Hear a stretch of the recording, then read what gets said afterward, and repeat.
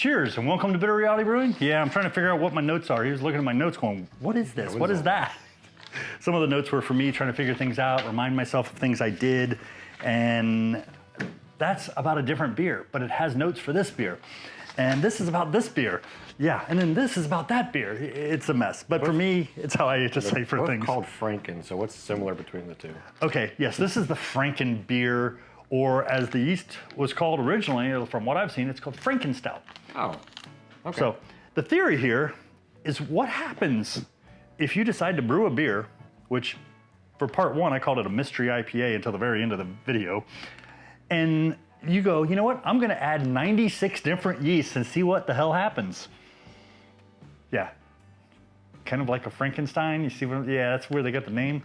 So at the time they came out with this, from my understanding, White Labs had 96 different yeasts. So that's 97.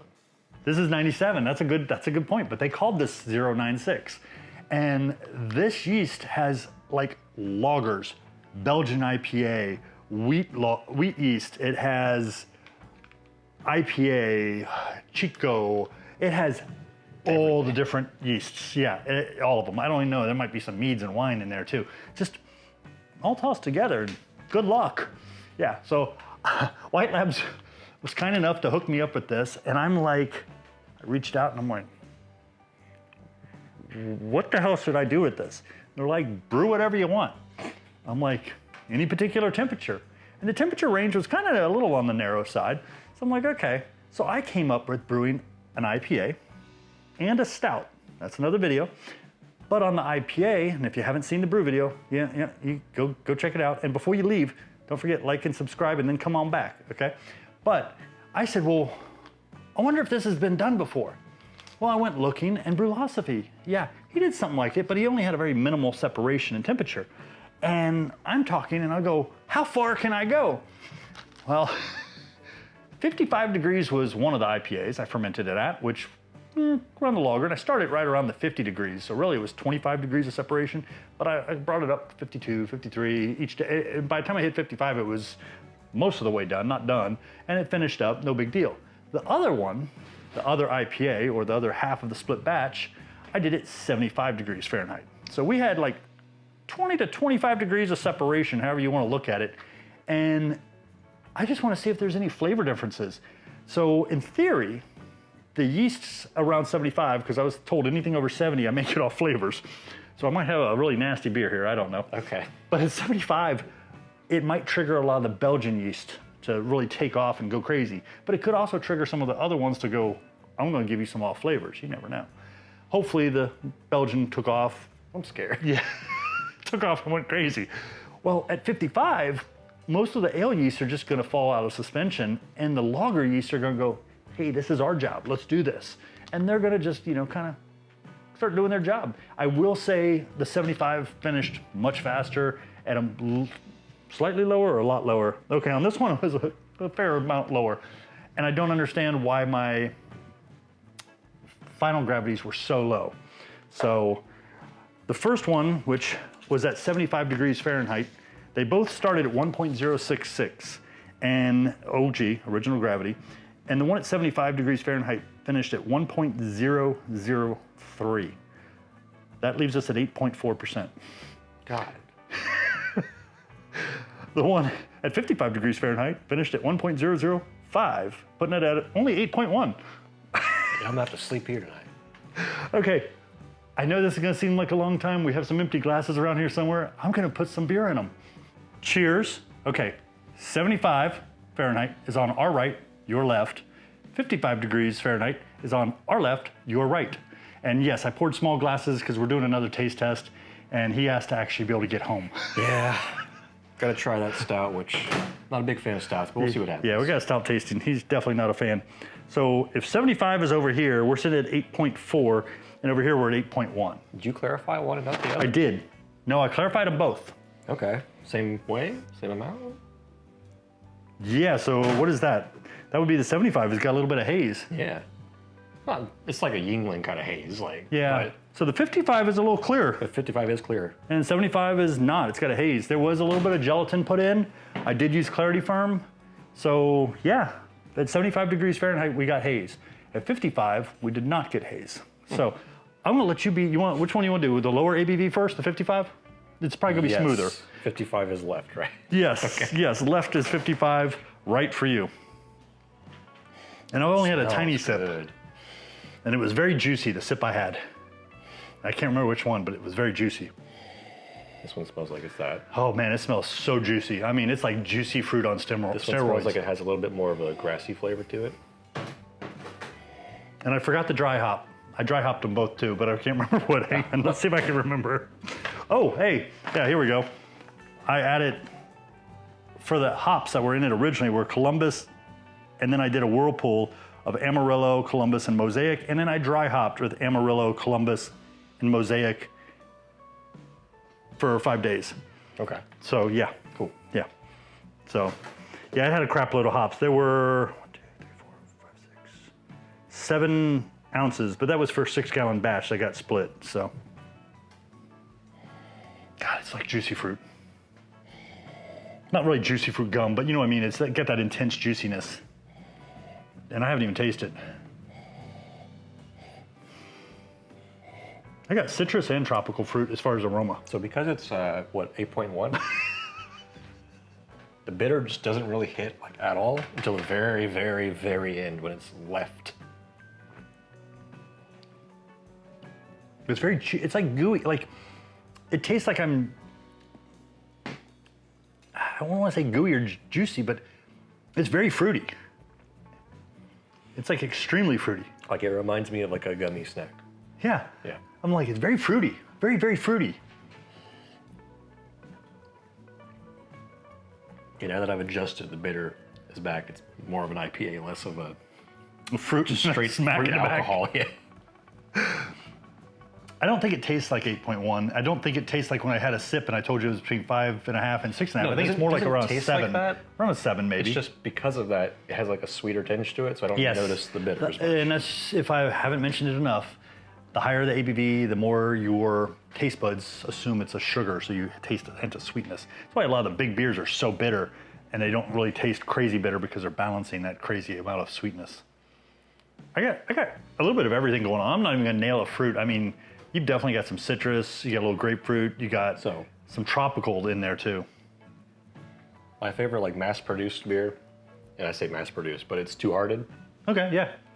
This tastes like a different take on Two Hearted. I can see that. I like Two Hearted, and I had one not too long ago.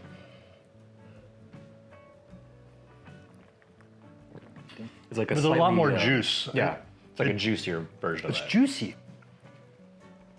I get It's more, really, really good. yeah, I get more Insane. citrus. I get more citrus. I definitely have some tropical fruits. I can't nail them. Maybe a hint of pineapple or maybe a hint of, it's not really passion fruit. Kind of Maybe papaya. that makes more sense. I can see papaya, maybe a little papaya and pineapple.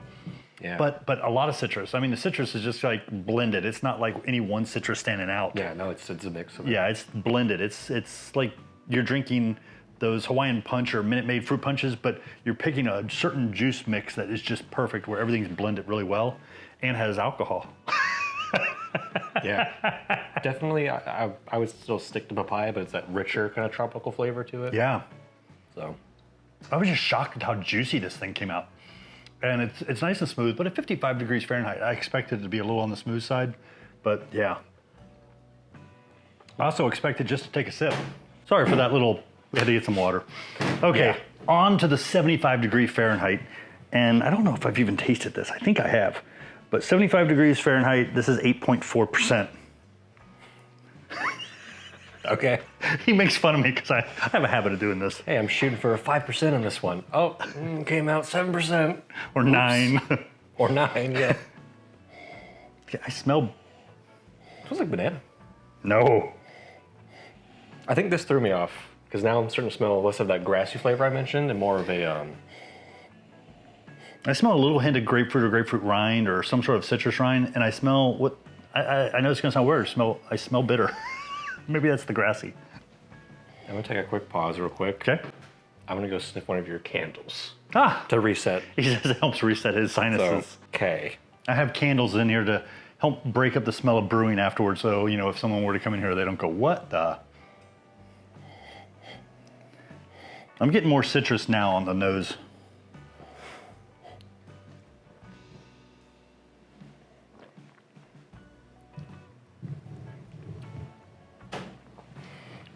still getting kind of a banana. That's okay. We're all different. It's interesting. I've got some things to say on this one, but I don't want to give it away until Drew's tasted it.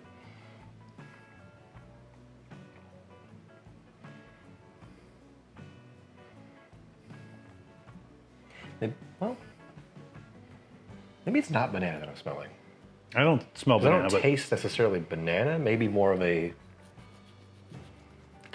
I want to say mango, kind of. I can see mango. Or maybe a little bit of a melon tinge to that. Yeah, sadly, maybe that's why I don't like melon. And I got a little taste in there that I didn't care for as much as the rest of the taste. I love watermelon. I just hate all the other melons. Okay, the more I think about it, the more it smells like cantaloupe.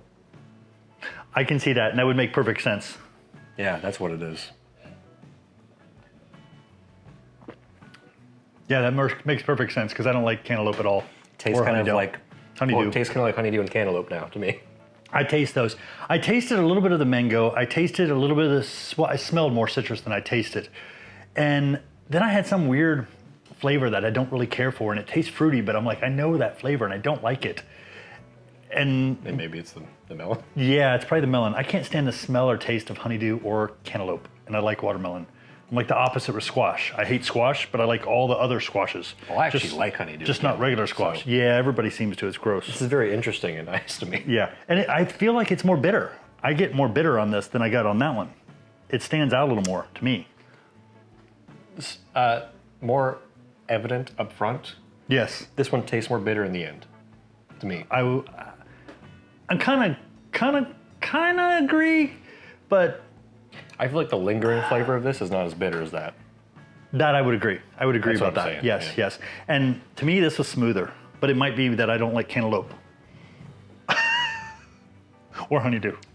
And it's going to throw it off a little bit. No, that's fine. This to me was much smoother, much juicier. It's just smoother. I really like this a lot. This is definitely smoother. has a flavor I don't like, and it's not a bad flavor. It's not an off flavor. It's a really cool, interesting flavor to me, at least, because I like Yeah. it. Because it's something I've never tasted or had before in an IPA. Yeah, so. and not to mention, and you may not realize this about me, but when I'm picking hops, anything that describes melon, honeydew, cantaloupe, I don't use them. So he really doesn't get those from anything I brew. I mean, most people hate typically, those. I would never think melon IPA. Yeah, well, there are hops out there that can give you that, but I don't use them. I don't like them. I avoid them. And I'm gonna say I'll be giving this one away heavily to anybody who likes that kind of melon and cantaloupe. And this one I'll be drinking the living hell out of. At 8.1, as much as I can, we'll say. Maybe a glass a day or every other day or so. I'm gonna have to alternate. Yeah, but for me, the clear winner on this one is this one. And I know we could do a blind taste, but I'm gonna tell you on a blind taste, I'm gonna go, there's something here I don't like. And over here, I'm gonna go, ooh, juicy fruit, juicy. They were so far apart. If you like cantaloupe and melon, you probably do. I don't like that stuff. I think that stuff is disgusting. The smell is awful. My wife likes it. My mom used to love that stuff. I just can't stand the smell of it. I don't like the taste of it. It's just gross. Yeah, that's fair. But everybody has their taste. So yeah, this is the Franken Stout yeast, 96 different yeasts. So if you really like melon and all that crazy stuff, that's for you. Kick it up to 75 degrees, you'll be set. If you like the juicy fruit and you're using the same hops I used, which you can check out that recipe in the version 1 video, part 1. Yeah, over here, 55 degrees, smooth and super juicy. Just, and a weird bittering at the end instead of up the front, but it's not a bad thing, it's just different. So don't forget, like, subscribe, keep sharing. Appreciate everybody. And check out the stout video if you haven't seen it too. yes, we're gonna be doing that one too. Cheers.